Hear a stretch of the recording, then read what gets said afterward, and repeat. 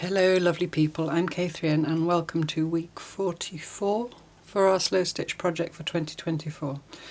This is the third video in the mini-series that we've done over the last couple of weeks looking at the senses. Now I'm feeling a little bit nervous actually.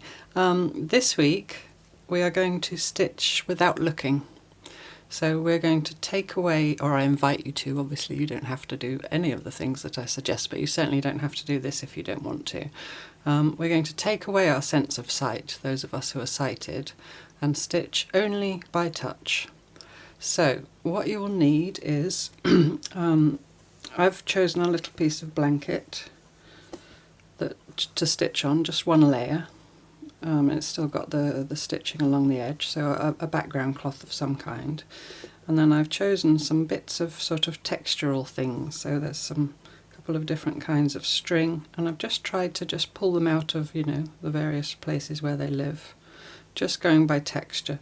They all happen to be muted colours, but that's me. Colour is irrelevant because, we're not looking. This is I'll tell you that in a minute, let me finish this. I've chosen another little bit of that lace that I used last week with a little raised textures in it. I've chosen a piece of Cotswold sheep fleece. There's some synthetic braid. That's a bit of the satin ribbon that I used, that I cut off my Kawandi blind. If you watch Park Home Life you'll have seen that. A piece of silk, sari silk, a thicker bit of thread that's, I'm not sure if it's cotton but it's quite smooth, and a bit of rick-rack braid. So those are my bits. I don't know that I'm going to use all of them. I've no clue what I'm going to do. I'm making it up as I go along. And then I've got my snippy fiskers. Sorry for the clattering, I'll explain the tray in a minute. And my pin cushion, I've pared it right down to just a few little applique pins and some needles, which as you can see I have pre-threaded. Now I do know that in our community are people who are either visually impaired, and also totally blind, and there is one lady in particular who I've had a kind of private message exchange with to ask her advice, who has been blind since birth, and she can thread her own needle. She uses a needle threader, but I wasn't remotely confident that I could do that, so I've pre-threaded, and I've put knots in the end as well. So I've chosen some different thicknesses of thread. I've got regular sewing cotton, like machine sewing cotton, some wool, a couple of strands of floss. I think I've got 2 threaded with a couple of strands of floss, and then some slightly thicker silk to stitch with. And then the final thing that you'll need is something. Now you can, if you like, just close your eyes and stitch, but I think there's a difference between actually closing your eyes and blindfolding yourself, because I think closing your eyes is a kind of action that you make, and whereas blindfolding yourself is something that is done to you, even though you're doing it yourself. I don't know if I'm explaining that very well, but so I've got it's a bit of polyester actually, dark coloured cloth, and I'm going to tie that around my eyes in a minute so I can't see. Excuse me, I have checked that I can't see through it. There's no cheating going on here, I'm sure you trust me enough. So the tray, this is a thrifted Portmeirion tray, is just to make sure, number one, for me, that I stay in frame when I can't see what I'm doing, but also the lady that I had an exchange with told me that she always uses a tray, and in fact she has a magnetic tray so that she doesn't lose pins and needles and things on the floor, but it's so that you have a limit to where your stuff can't escape. So I can feel when I'm not able to see, I'll be able to feel the edges of my tray and make sure that I keep all my stuff on my tray. Now the final thing, this is completely optional. I'm not going to do it because I'll need to edit this video, so I will see my work. To really focus on this as a process-only exercise and completely take away the idea that it's about how it looks at the end, you could have an envelope standing by, an unused envelope that you can stick down, and then while still blindfolded you could put your piece of work in the envelope and stick it shut. and put that in your book so that you never see it. That's purely an invitation.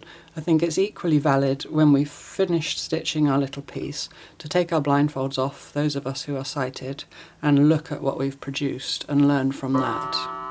So, you know, that's your choice, but I'm just offering that as a possibility if you think that would be a useful exercise for you, to completely take away the idea that you're going to look at the finished piece at one point, have an envelope standing by ready, you know, on your tray or just to one side, and then when you finish stitching your piece, before you take your blindfold off or open your eyes, put your piece in your envelope and seal it shut.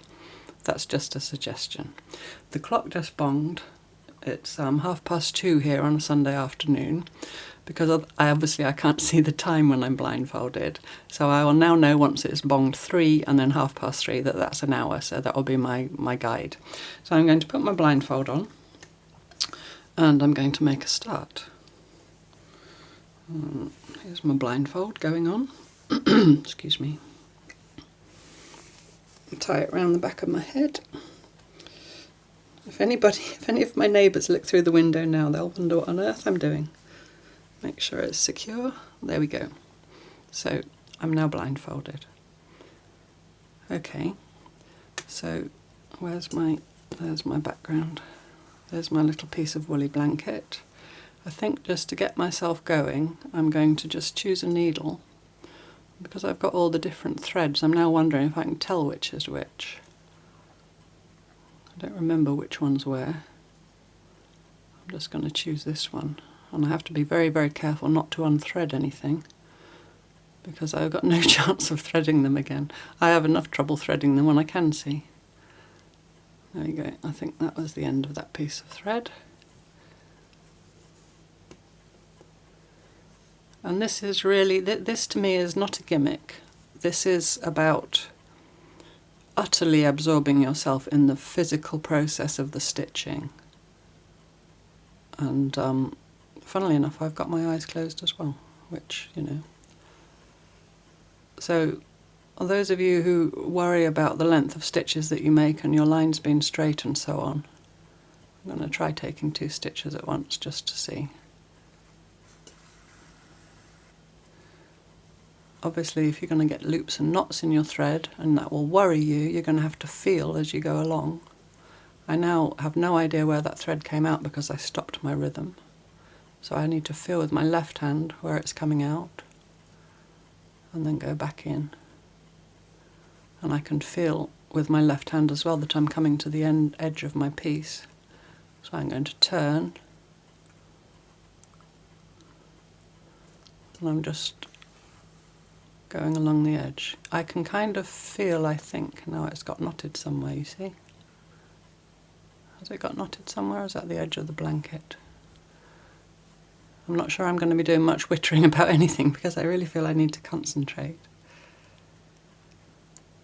Take one more stitch and then I'm going to get one of my bits here and try and couch it on. Oh goodness, it's challenging. And obviously this will be more challenging for those of us who are sighted. I think that's some of that coarse string. I think I'm going to cut it a bit shorter, which means I'm going to have to put this down. I'm going to stick my needle in the woolly blanket and put it down. Find the snippies. Yes, obviously those of us who are partially sighted or completely blind have much more experience of this. I shall cut it there. Put my scissors down, make sure they stay on the tray. Oh, sorry for the noise. I did think about putting a cloth on the tray, but I thought that was going to be disastrous. Now that piece that I've used, I'm going to put the other bit away off my tray because I've used that. Now I need to find my needle again. I haven't practiced. The lady, Yvonne, the lady's called, I'm sure she won't mind me name checking her. She's in our private Facebook group as well. She suggested that I practice, but I decided not to because none of you will have practiced, so, right, I thought that was only fair. So I can kind of feel with my thumb where my thread's coming out. So I'm going to try and get this and lay it on. Oh goodness. There we go. I think I'm at one side of it. Just try and couch it on.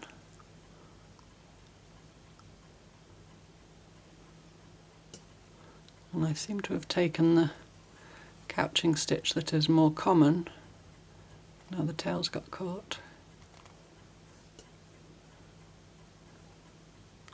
Which is going, you know, under a diagonal rather than what I usually do, which is staying on one side. I can hear Stella snoring. All the sounds are much louder.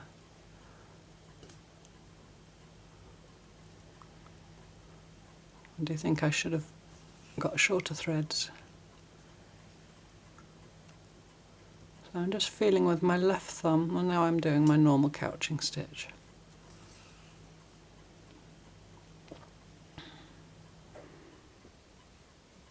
And I invite you to really feel what's happening. I mean, you know, it's the only thing you can do now if you can't see. But and listen, you know, if you sit quietly and you haven't got me whittering in your ear, this is probably not one you can stitch along with me. Or maybe you can, you just listen to me and, you know, watch it back later if you want to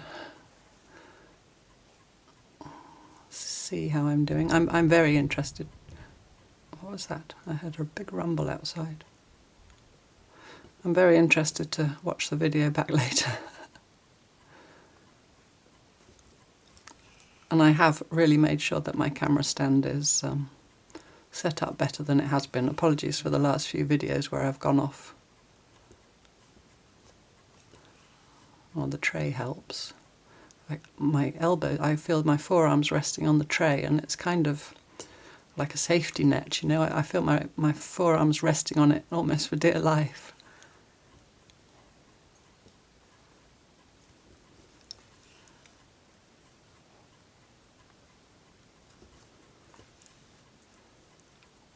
Once you get into the rhythm, it's actually rather... No, I've sewn my tail in. No, I've sewn my tail in. You know, the tail of the thread. See, normally I would have seen that happening and pulled it up. I don't know if I can pull it out now. Oh, there we go, I got it. Now I can't unthread my needle, because I wouldn't be able to thread it again. So I'm going to hold on to the tail and pull it through a bit. There we go. And now I need to feel again where I was. Apologies also, and I know some of you tell me off for keep apologising. Obviously if my hands come up towards the camera and make it go blurry, I can't do anything about that under these circumstances. So and I've turned this now, I think. There's my bit of string.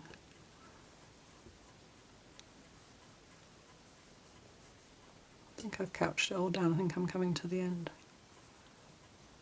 There's the end, I think so. Where am I? There we go.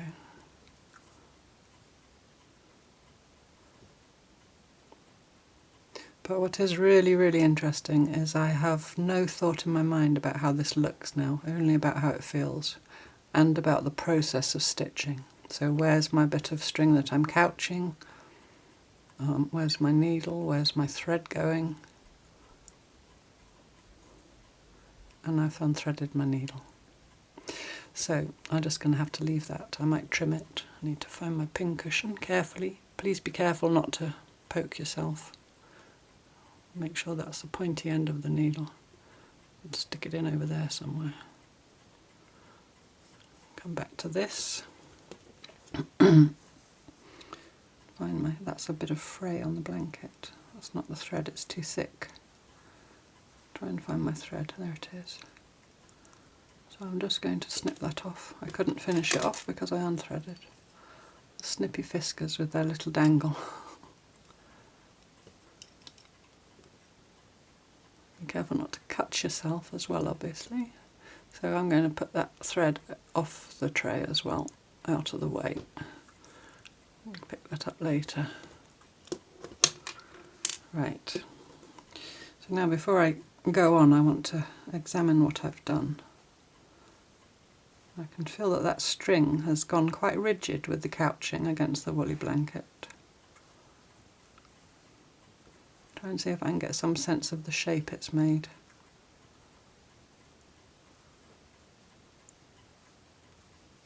By comparing, by you know, holding the edge of the blanket as a reference. I think that's maybe why I chose blanket. It's sturdy, so you know, try and choose something thick and sturdy. Otherwise, make yourself a little sandwich of, you know, several pieces of cloth, or make yourself like a little quilt sandwich, cotton back and front and some wadding in the middle, or something like that, so that it's firmer in your hand, so that it's not folding. And you know, I'm just trying to make it an interesting but still pleasant experience for those of you who are sighted.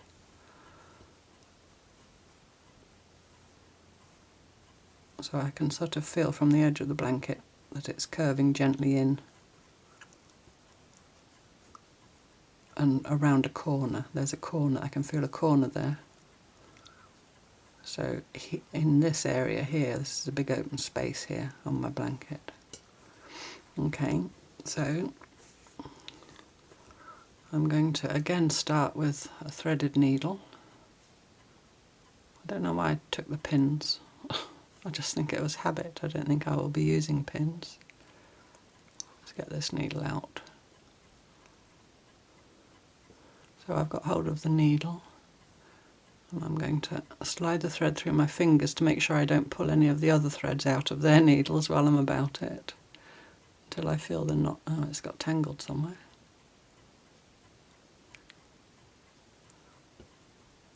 It's got in a tangle with the other threads. Just pick at it.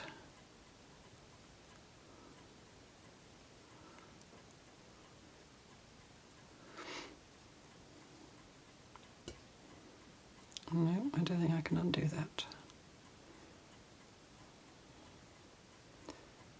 Now I can feel a little bit of frustration, so I'm going to just take some deep breaths and tell myself it doesn't matter, it's a problem. If I really can't untangle it, I'll have to find another solution. I hope you don't, you know, I hope if you do feel feelings of frustration, that you won't, you know, that you'll find a way, that you won't, I don't want to upset anybody, let me put it like that. I know some of you found the week when we pulled the threads from the edge of the cloth a little bit frustrating, all those little ends. There we go, I've got it. Oh, sigh of relief. Sigh of relief. So I'm just going to push all those away to make sure that none of those trailing threads are going to get snagged in my work. So I'm just going to make sure that pincushion's pushed up into the corner.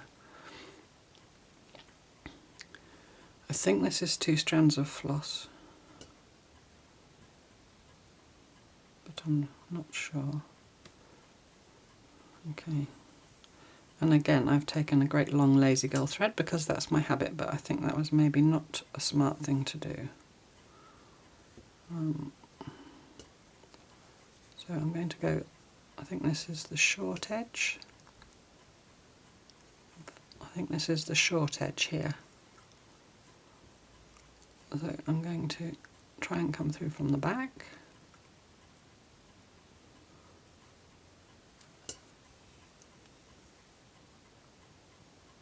And then I'm going to take some stitches parallel to that edge, or as parallel as I can manage.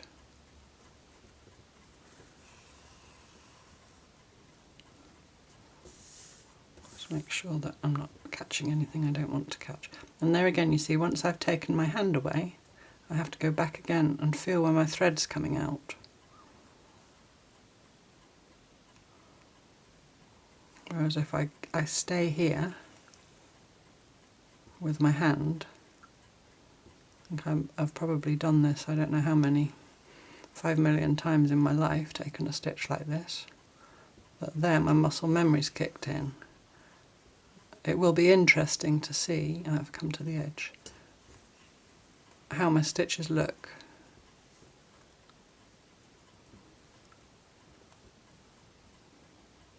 Being as how I can't do the envelope thing. I will be interested to see and hear if any of you do decide to do that.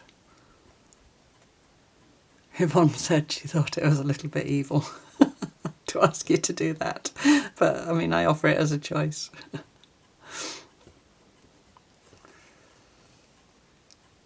And feel how your thread goes through, because there I felt it almost want to snag.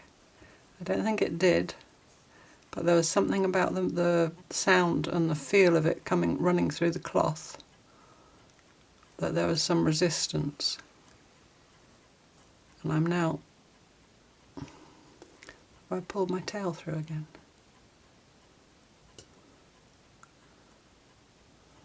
Got the loop.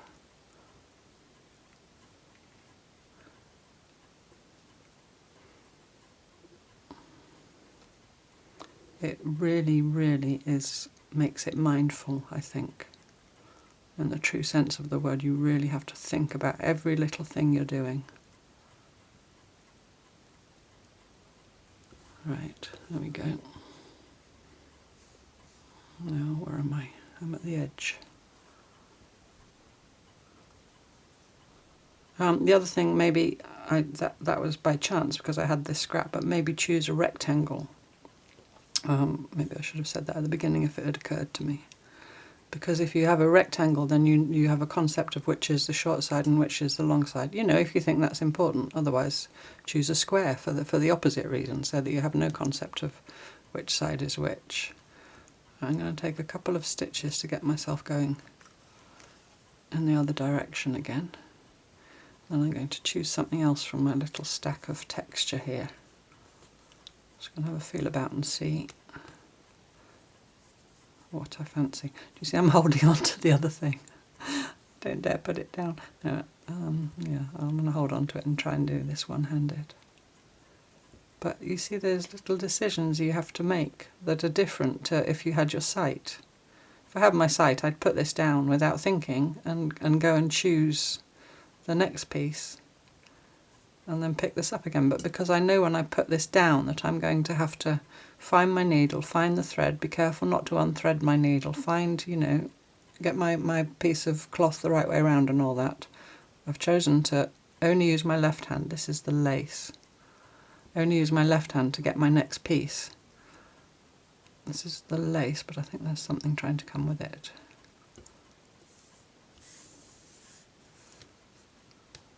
The tray is really security. I'm really glad I did the tray. Thank you, Yvonne, for mentioning the tray. Okay. Shall I try and do something other than running stitch? Where am I coming out now? Coming out here. I don't think I can do a French knot. Maybe a cross stitch. Maybe I'll just stitch across this piece first, just to get myself somewhere into it and to know that it's held down.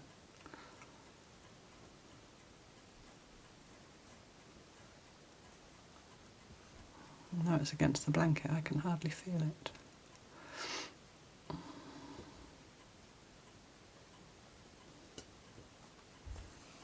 Right, I'm going to try and do a biggish cross.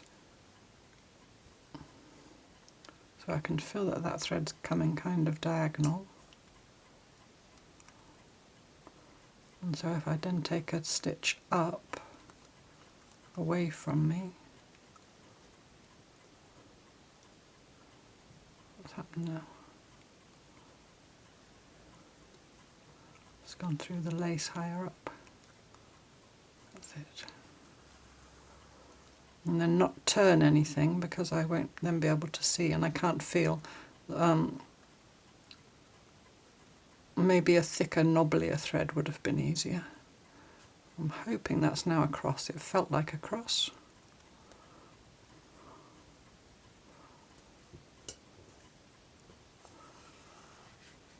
And now it's got caught around the edge of the background.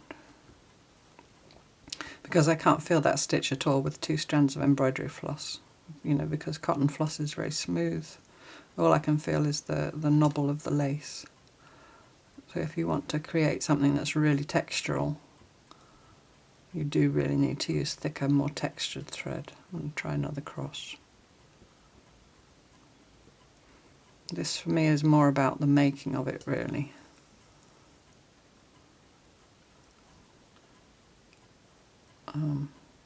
Now I've forgotten what I just did, and I can't feel it. Did I take one diagonal already?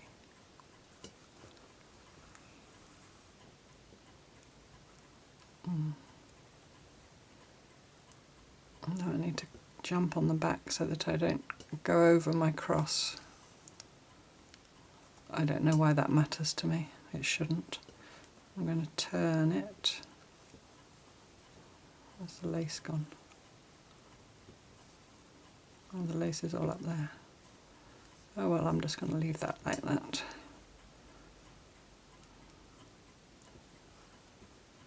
I'm going to just take some stitches. Again, I just felt a little bit of frustration, and my answer to that is just to take some stitches which I feel more comfortable with, just to calm myself again.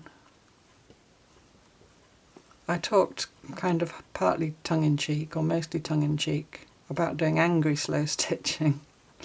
When we're stitching, you know, we talk about it being mindful and our happy place and making us calm and, you know, easing our stresses and so on. But of course there are always little frustrating things that can happen, even when, you know, we're stitching, those of us who are sighted, when we're stitching with all our senses available to us. You know, the thread snags, or you get a knot, or, you know, you're frustrated that your stitches don't look how you want them to. It's not to try and run away from those emotions, or certainly not to beat yourself up about them. It's just to recognise them. Put your thread out again, Catherine. Have I already? No. Just to recognise and be aware in the moment of how you're feeling, whether it's, you know, a so-called negative emotion or a positive emotion. That's all part of mindfulness to me, is just being aware of your feelings. It's not necessarily about being all calm and zen. If you set yourself up as that, if you say, oh, I'm only slow stitching if I'm feeling like that, and then you do feel a little bit frustrated or upset or angry or, you know, whatever, because you get a knot. I think I've got a knot. You can have a feeling of falling short somehow, you know. I think it's the same with everything in life. We set ourselves up. We set ourselves these goals. Something's happened here. And then if we feel that we've fallen short, it can really bring us down. So now I'm just trying to view this, whatever it is that's happening here. I think it's okay. It's just a little challenge, you know. It's just me, the needle and the thread, and my brain trying to work out if there's a problem and what the problem is. I think it's okay now. And just focus in on what's happening and what can you do to change it. If something's happening that you're not happy with, what can you do to change it? And if you can't do anything to change it, what can you do differently? Can you just stop trying to do that? There's no harm in that. It's not giving up, you know. If you're trying to, I don't know, let's for example say you're trying to achieve perfectly even French knots or something like that, and you can't.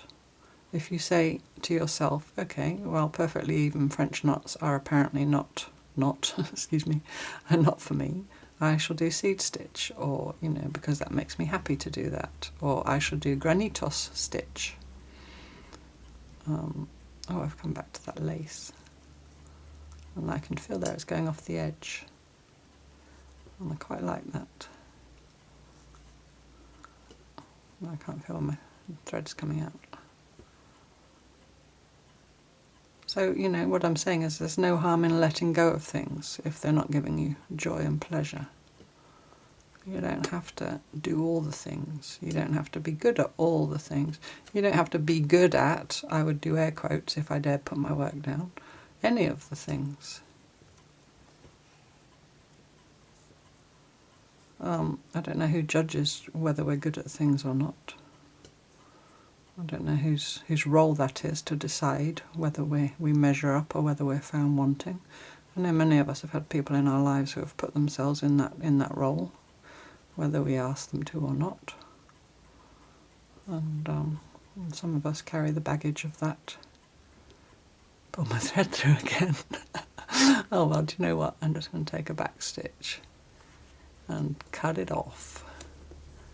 Where are you, snippies? There you are. Be really careful with your scissors. I'm really aware that I could cut myself. And you don't obviously want to cut your work. Oh, and I missed. There we go. So I'm going to unthread that needle again. Get that little bit out. And put it to one side. Put it back in the pin cushion. Do be careful with your pins and needles, won't you? Well, always, but when I said last week about leaving a needle in my jumper and poking me up the nose, there were many of you shared equally horrific horror stories. Well, you know, horrific. Okay, what have I got left in here? I hope I threaded enough needles.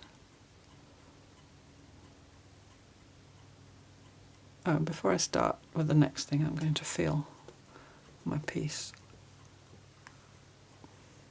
Well, the lace is very clear. I'll push that to one side. I'm really worried about unthreading my needles. If I run out of threaded needles, I don't know what I'll do. If I run out of threaded needles before I've done, you know, everything I want to do, then because I've got no chance of threading a needle without being able to see, with or without a needle threader, I don't think. I just take my hat off to those of you that can do that. That feels really lovely, that lace, the way it's coming up off the surface of the blanket. I'm feeling quite emotional about this process. I don't know why, but I'm just recognising that, quite moved in a way.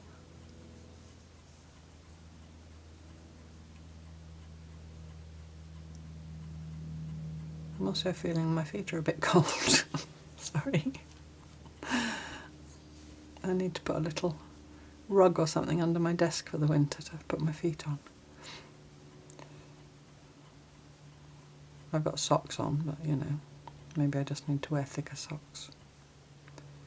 Maybe I need to stop thinking about socks and concentrate on this. You see, this is what happens, isn't it, sometimes when you're trying to be mindful. You become aware of your cold feet, or a plane going over outside, or you know, something else. And I'm no way trained in meditation, but I believe that when you meditate, if something does invade from outside, whether it's, you know, something in yourself that is not what you want to be focusing on, or an external thing, that it's not that you say, oh, that's, you know, I'm not meditating anymore because that's happened. No, you recognise the thing, you acknowledge it, but then you quietly move away from it. Meditation is something that I would like to learn more about.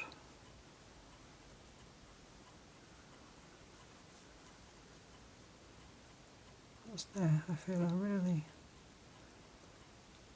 that's part of the lace, I think. Okay. I really love that couched. Is that the string? Oh no, I think that's just stitching. The string's all the way over there. That must just be stitching. I can clearly feel, although I can't really feel the stitches because of choosing slightly finer threads than maybe I should have. I don't like saying should. But I can feel that the hills and valleys in the cloth that the stitches have created.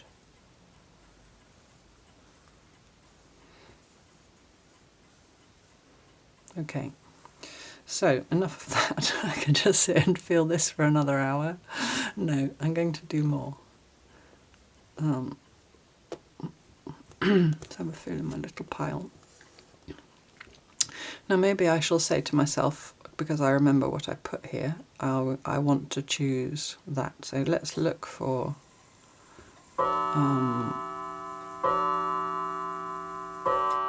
okay, that's 3 o'clock. Let's look for the piece of sheep's fleece. Do you see I say look for? And I know that blind people do reference look and see. Years ago I worked with a chap who was completely blind from birth, and I actually asked him,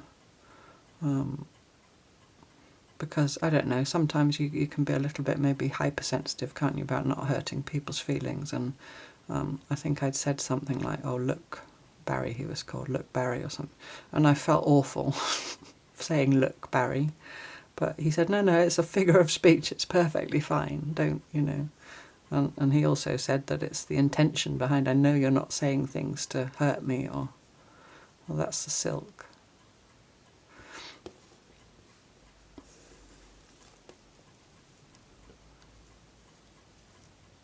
He told the best jokes.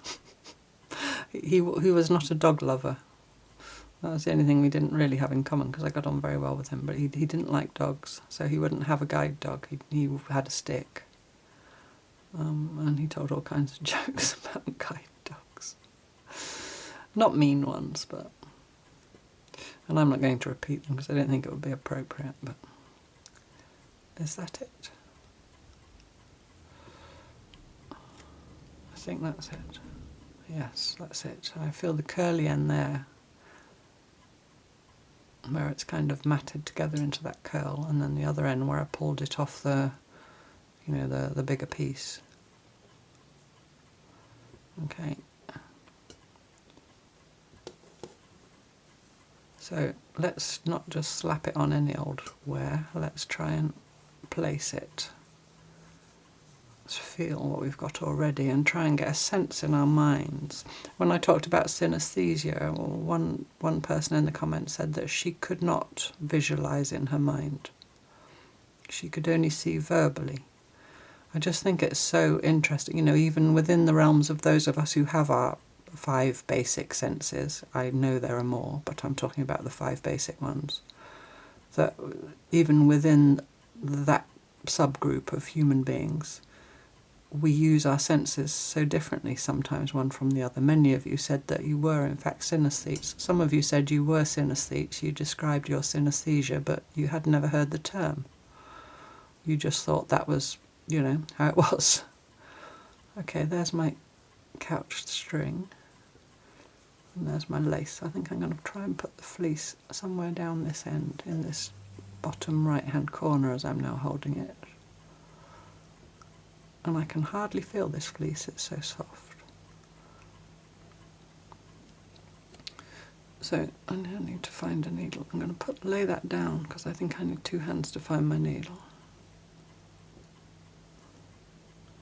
And again, I'm going to look for the wool. I think that's the wool.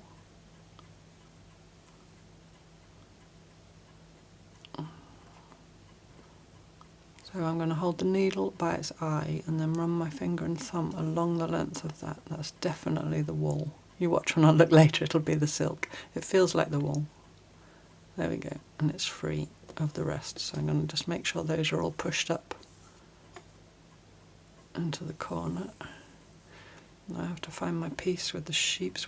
My hand went straight to it. Even in this short, what has it been, 40 minutes or something, I feel that I'm getting more of a sense, more of a spatial sense without my eyes. It's like moving around in the dark, isn't it, when you're sighted?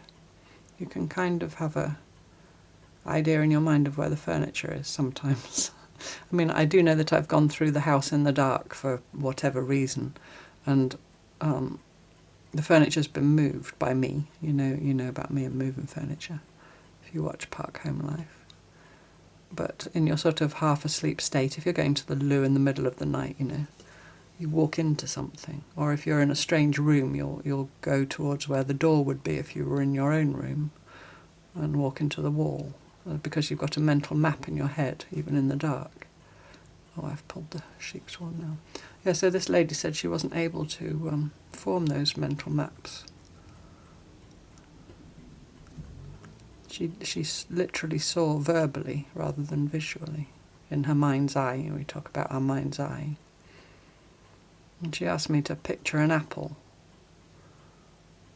Did she ask me to picture an apple, or did she just say an object? Anyway, I pictured, yeah, no, I think she definitely said to me to picture an apple. And if I close my eyes and picture an apple, I see an apple.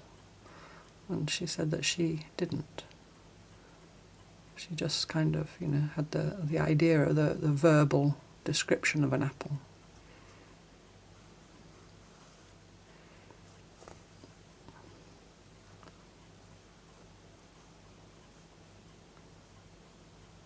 I've pulled that fleece up down there, here under my right thumb. I might use this tray every week because I don't have to worry at all about staying in frame as long as I stay on the tray. But I don't mind that. It's no longer soft because it's somehow been pulled into a...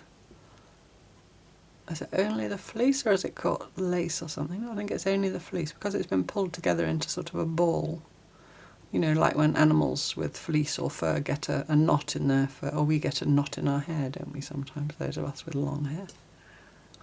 Now this is tricksy because... Where's my needle gone now? Because as I pull through... I've lost the needle. There it is. As I pull through, I'm also pulling bits of the fleece.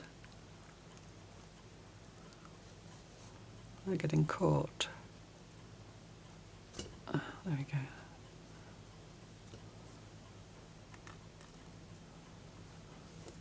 I'm going to check that I'm not going to pull my tail. That's my tail.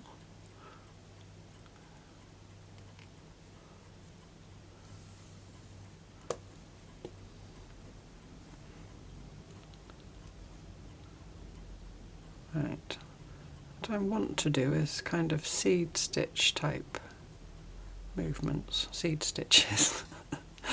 See, I'm giving myself permission to say that I'm not aiming for seed stitches, no, because that's product focused. What I'm going to do is make seed stitch type movements, which is clearly what I'm doing. I'm making seed stitch, and inserting the word type gives you even more leeway. Seed stitch, I can't say it, seed stitch type movements. But, so I'm just focusing on, when I do seed stitch, I do in and out in 2 movements. You can do it the other way, but you know, this is just the way I do it. So all and changing direction. So those are the only 2 things I'm thinking, is that I'm going in to the back, and then out to the front, and that I'm changing direction.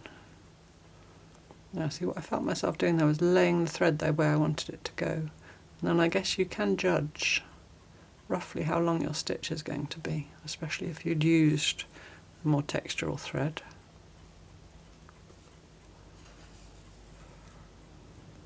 But yes, I've been thinking a lot about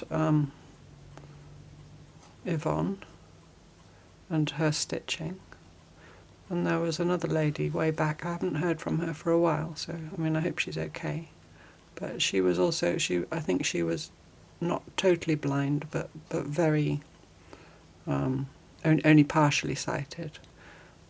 And it was degenerative, so she had been sighted, and a friend was coming and threading her needles for her. But I've been thinking about, you know, if you ask me why I stitch, I'll talk about the process and all that. But of course, inevitably, there's an element of how the finished piece looks. Of course there is. You can't get away from that, and you know, you wouldn't want to get away from that. I mean, I don't want to get away from that. I don't want to sew my tail in again. But for people like Yvonne, Yvonne, I hope you don't mind me keep talking about you. It's not and never can be about how it looks. It's only about how it feels, and how she feels in the making of it.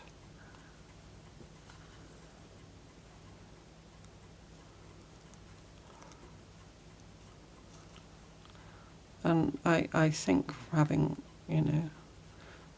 read her posts in the Facebook group and what we've chatted by private message, and probably also what I'm sort of guessing or surmising. Sew my tail in again. No, I haven't. For her, it is the most important thing is the process of making, of stitching.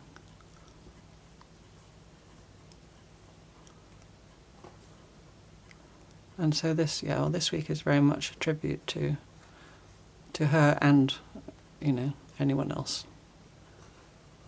who is stitching without the use of their sight, stitching for the joy of stitching. And I hope that those of us who are sighted can really learn something from that. I think my thread's run out.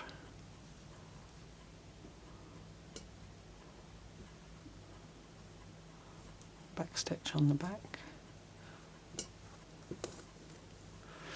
Oh, I'm getting... There's definitely tension because I'm getting a little ache in my neck. I just realised my shoulders are coming up round my ears. Oh, relax, Catherine, relax your shoulders. This is hard, cutting the thread. There we go. Snippy's over in their bottom right hand corner, that's their place. That bit of thread away. Excuse me.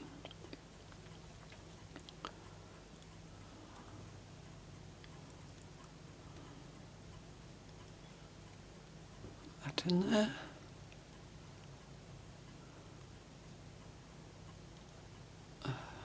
I've got 2 more threaded needles left, have I, or 3? 2 more. Okay. Oh, it's turned over upside down. There we go. I've got an itchy nose.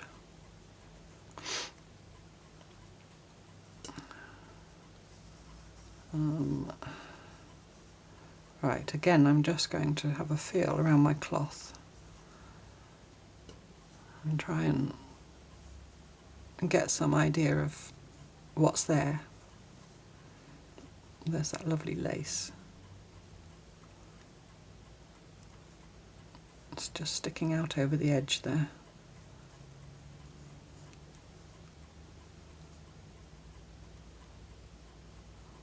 And there.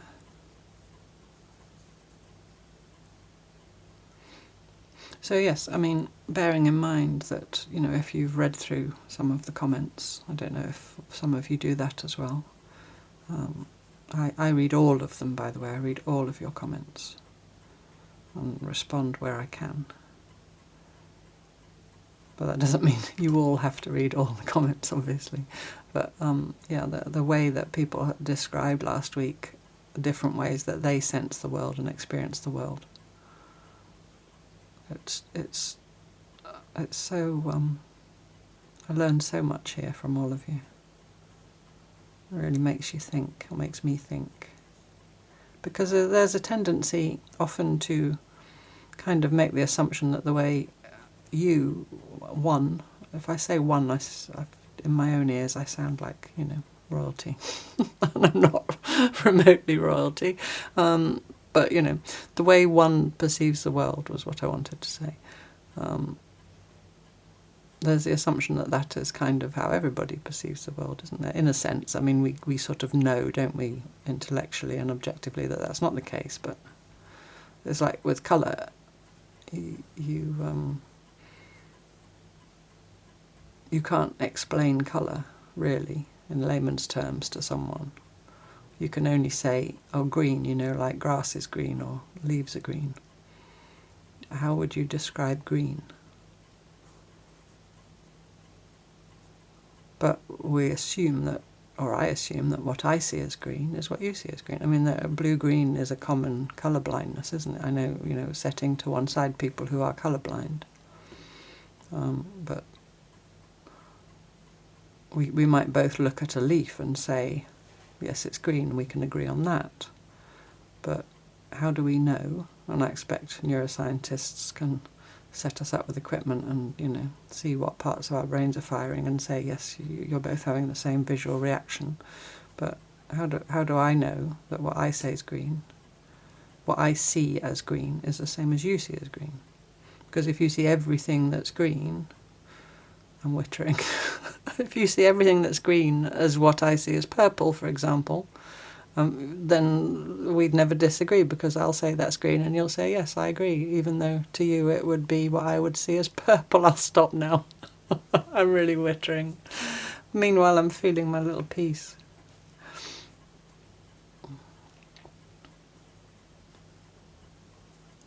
All right, so I've got some concept, I think, of it. So here's my bit of fleece. Here's that nubbly bit that I described where it got pulled somehow by the stitching. And then that's a softer area of it. And going up towards here is where the little curly end was, I think. Or is that the curly end down there? I'm not sure now. I'm not sure. Here under my right thumb and forefinger I can feel a definite dip in the cloth, and it feels like a huge dip, and I expect if I could see it, it wouldn't look as huge as it feels, if that makes sense. I can feel more stitching going up there. I think this little corner here doesn't have anything in it. Some stitching there. And there's the lace. A lovely little comfort blanket of lace that I keep coming back to. Hello, lace. And then over on this side, that's the edge of the blanket. I think that had the stitching in already. Is it? Or is that the raw edge? Or is it a long edge? See, that's my memory telling me that it was the long edge. Yeah, I think that side is the stitch side. And this side is the raw edge. And then there's that couch string. So I'll turn it back that way because I feel like that's the way round. Okay. So this little corner up here is empty.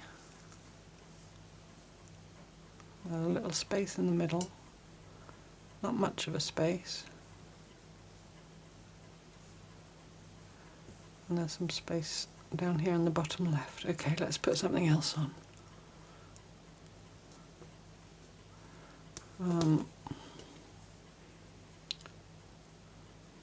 That's that cotton variegated, and there I used a colour reference or a visual reference. So that's that. Ah, is that the rickrack? No, that's the satin ribbon. Okay, let's find the rickrack. That's the rickrack. That's very distinctive. It's also very long. Let's put all those back up there, out of the way. It does really make you be a bit more organised as well, I think. Or it's making me be a bit more organised. Let's have some of this rickrack. I'm going to halve it. Let's try and halve it. So I'll get the two edges. Try and get some idea of length. So I can measure that against my hand. So if I cut it in half, it'll be about the length of my hand. Cutting again, not cutting myself. There we go. Put half of it away to one side. Now, I would guess that if you were completely blind, you wouldn't just throw things to one side like that. You would have a system so that you could find them again. So I'm obviously able in a minute or in a bit to see where I threw that and retrieve it. There's all these little systems that you have to put into place. And that applies to all of us, doesn't it, in any way. I can remember when I was carrying Joey, I was very big. And, you know, towards the end of the pregnancy. And I can remember having to find ways to, well, that's that sewing cotton. That's not really what I want to use. I can remember having to find ways to do things whilst managing this great big baby that was hanging in front of me all the time. I'm sure those of you that have children will maybe remember that. You know, and having to go down through your knees if you needed to get laundry out of the machine rather than bending, and, you know, all that kind of thing. We're very adaptable creatures, us humans. And we find ways, don't we, to get round things. My nose is itching again. It's this... I'm not cheating. I've got my eyes firmly closed. It's just slipping down a bit. I'm just pulling it up onto my face. Actually, I'm going to retie the knot. Leave the needle there. Because I keep my eyes tightly closed, but it's gradually slipping. I don't want it to fall off. There we go. Right, that's better. Where's my needle? There it is. There, I can fill the end with the thread in. You see, if I was able to rethread my needles, I wouldn't be so worried about unthreading them. Right, where's my rick-rack? Where's my rick-rack gone? I'm sure I put it down on top of the piece.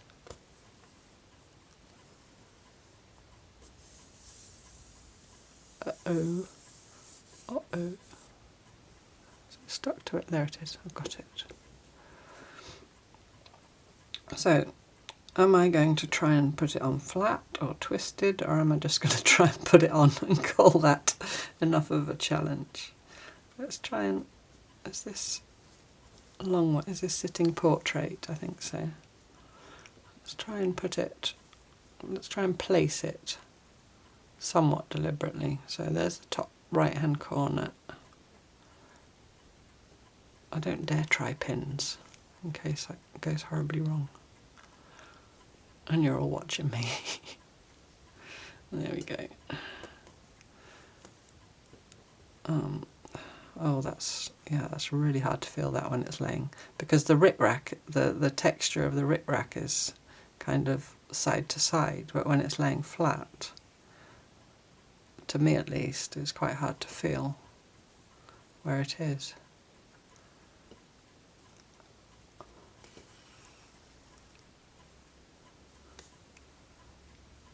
Where's it gone now? There it is.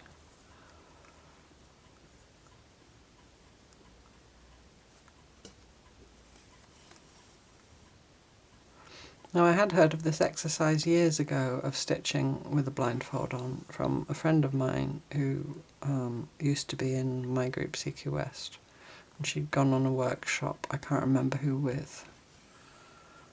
It was many years ago. And they had sat and just stitched a line or two of stitching into a piece of cloth while blindfolded. And then I have done that exercise in person with people a couple of times.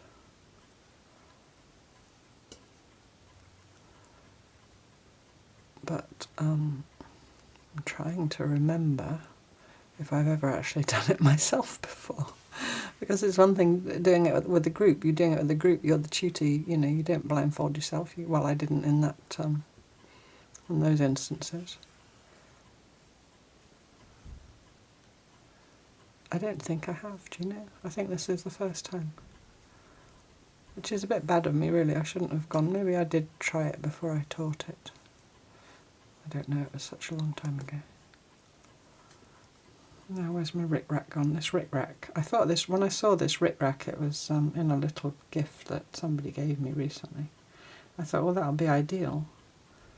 But it's really quite hard to feel it. I guess because it's quite small and thin. If it was bigger and more knobbly, the zigzag shape would be more pronounced.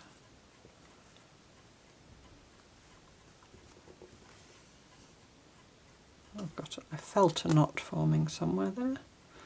I just felt that it didn't pull through properly. I'm in that sheep's wool. Oops. Is that on the back? No. My thread feels shorter than it should. You know that feeling? It's got snags somewhere. There's so much going on here now, I can't determine what might be looped up thread and what might be, you know, the textural stuff that's already there. Oh well, we'll just go on. Whoops, dropped it.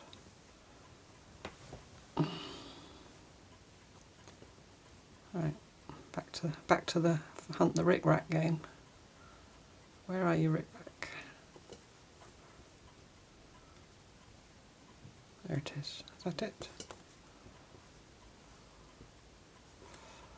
So, well, I really hope that you see the value in this and give it a try. I really hope that I've conveyed well enough my intentions for doing this. Oh, something's got snagged again. What's happened now? I'm just going to go with it.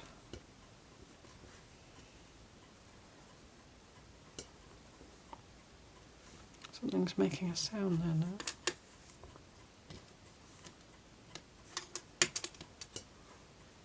Something's knocking against something that wasn't before.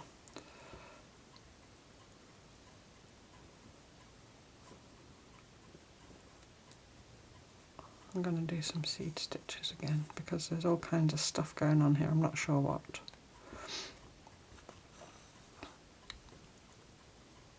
That's felt like a really big stitch.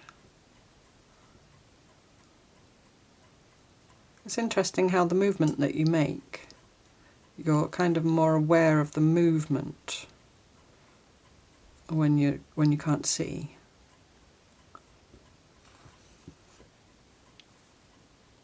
Compared to, you know, if I could see, I would be judging exactly with my seed stitching where I wanted to come out and where I wanted to go back in. But I'm now much more reliant on how the actual motion of the stitch feels in terms of how big the stitch ends up being, if that makes sense. I've sewed my tail in again. See, that is, who would have thought it? If I had sat in advance, which I didn't, thinking what can go wrong here, I mean, you know, beyond taking the advice of having a tray and pre-threading my needles.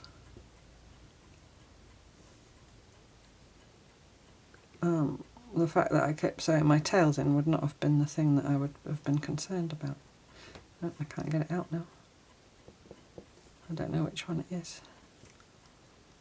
It's well and truly sewn in. So I can either go on with that double, and that's going to run out fairly soon. I then got something else to stitch with. I've got that very fine thread. Or I could try and cut one of these close to the surface. This might go horribly wrong.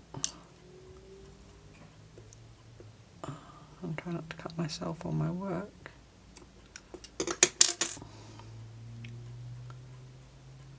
I did think about doing this and then not editing and just uploading it, you know, and putting it in an envelope.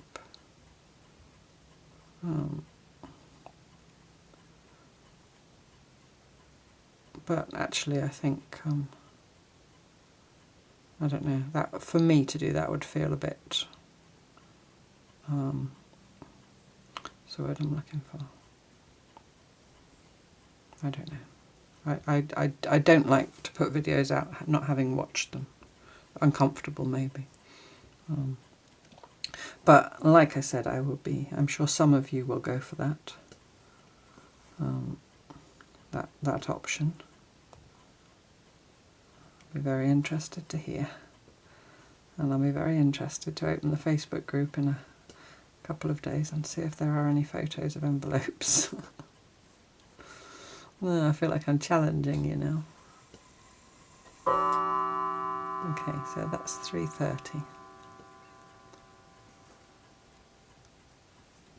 Well, that's, you know, the clock. Because I thought, well, I'm going to have to set an alarm. I don't want to set an alarm on my phone because that's not a pleasant sound when it goes off. But, and I remembered the clock. I thought, well, if I take note of when I start, I can just be more aware of the bongs.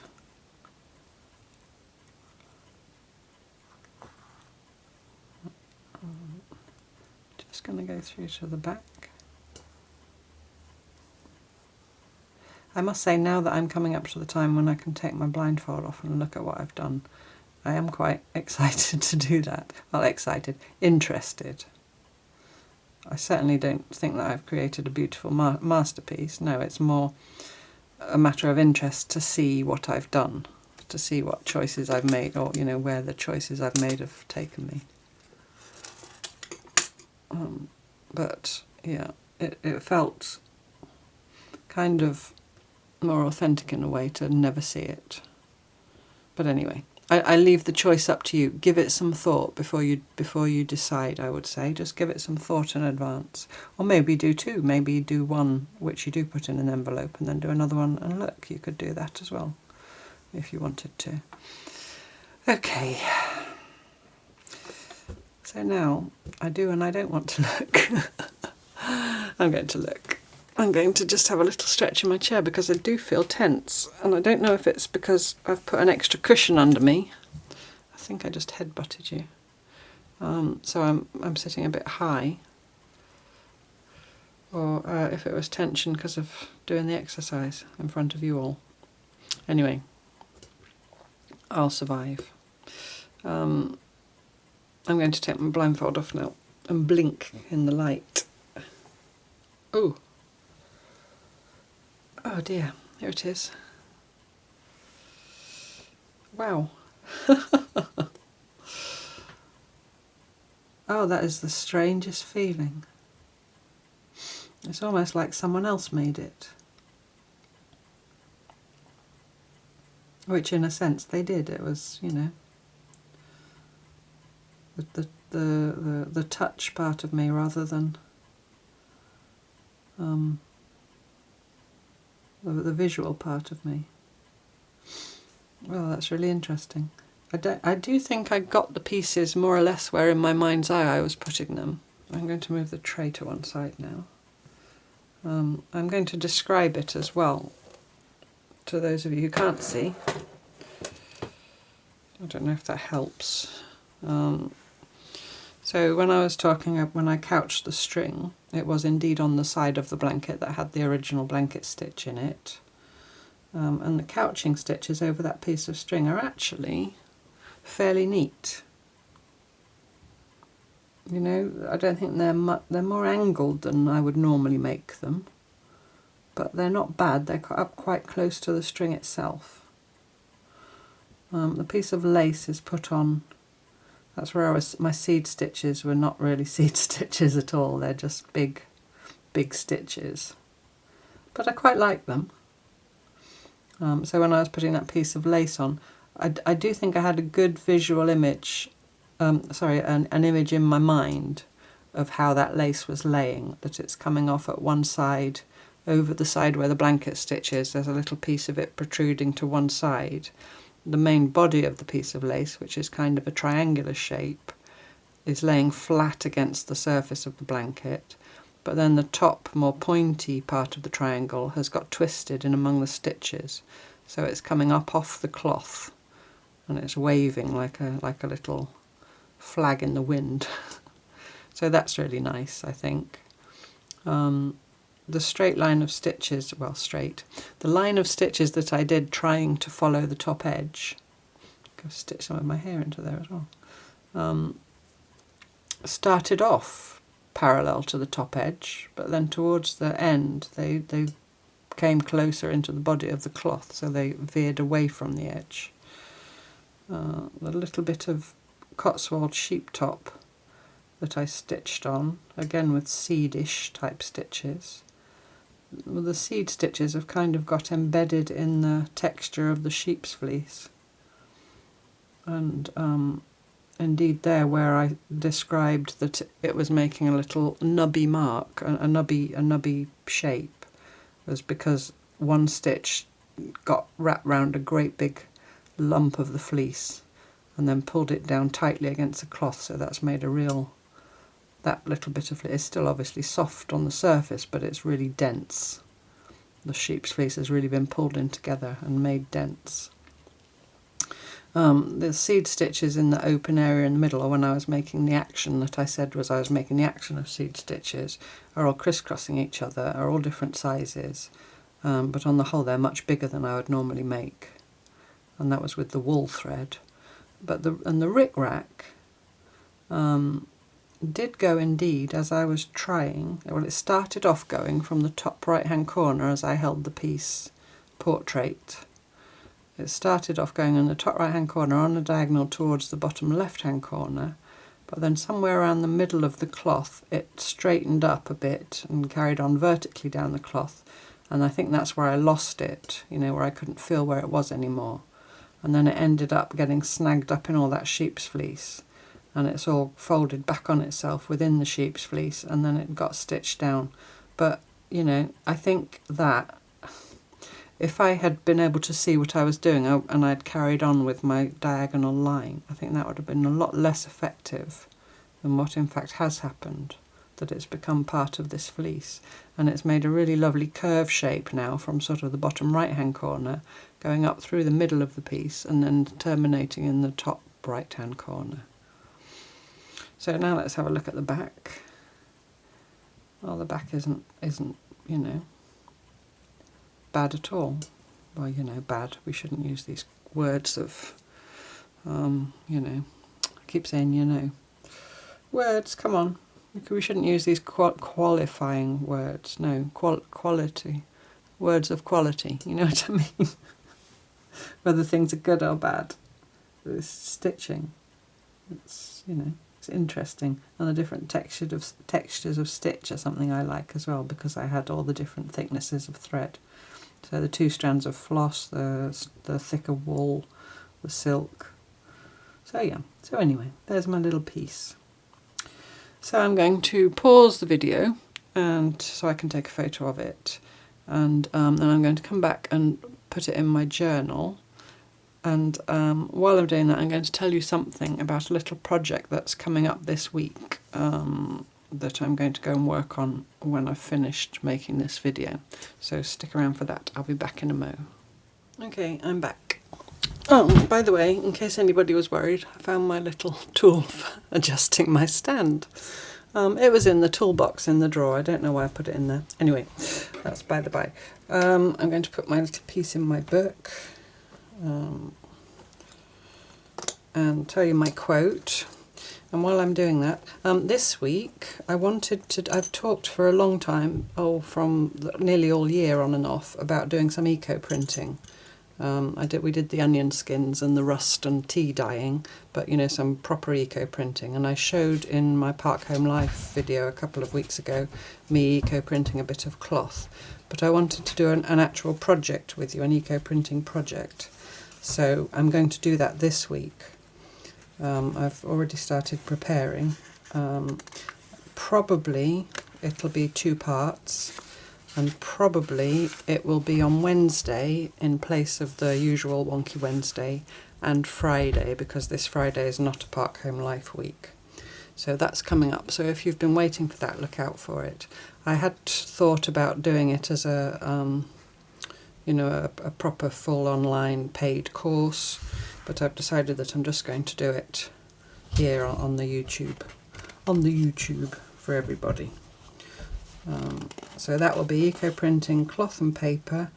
I will talk about mordanting. I'm going to use only thrifted cotton and linen, and not tell you all that you have to go and find silk and wool, which is much harder to do. And also paper. And probably what I'm going to make with what I eco-print is a little journal. So I don't know how much of that will get done in the two-parter this week. Possibly only the eco-printing itself, and then the journal making will come later. We'll see. But anyway, if you're interested in learning more about eco-printing and having mordanting demystified so that you can pretty simply and easily and accessibly print on your thrifted cotton and linen cloth, then that's coming up this week. I wanted to do it sooner rather than later because for those of us here in the northern hemisphere, the leaves are going fast. So I'm just stitching this in. Something else I wanted to tell you, but I can't remember what it was now. Eco printing. Oh yes, those of you in this part of England, at the Ilminster Art Centre, coming up in November is my friend Maria, whose exhibition was in Newbury. Stella playing with her tennis ball. Whose exhibition was in Newbury earlier in the year. She's exhibiting that body of work again at Ilminster Art Centre. I can't remember the exact dates. I will put them in under the video, you know, in the description where it says more. And also, if you go to the Ilminster Art Centre website, it's themeetinghouse.org, I think. You'll find all the information there. I do remember that on the 16th of November, Maria herself will be in the gallery talking about her work and sharing her sketchbooks and so on. And I hope to go along myself on that day as well, to see her and her fabulous work. Okay, so my quote for this week is from Helen Keller. It seemed appropriate. Helen Keller, the American author, she did a lot for human rights, and particularly the rights of people with disabilities and women and so on. So there are many, many quotes I could have chosen. I've chosen this one. Stells! Sorry, she's going a bit crazy. Which is, everything has its wonders, even darkness and silence.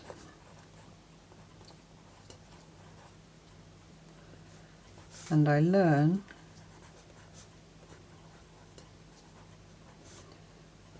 whatever state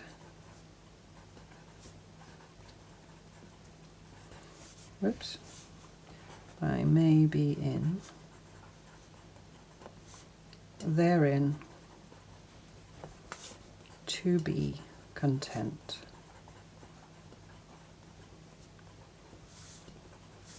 Helen Keller. I'll read it again in its entirety.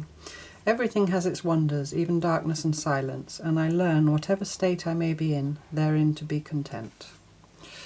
And I haven't signed and dated. It is the 28th of October 24. K3N Kiss. There we go. There we go. So I hope you enjoyed that exercise. I hope you find it valuable. I certainly found it illuminating, shall we say. Thank you so much for watching, as always. Look out for the eco printing if you'd be interested in it, and I look forward to you joining me next time for more cloth tales. Bye bye.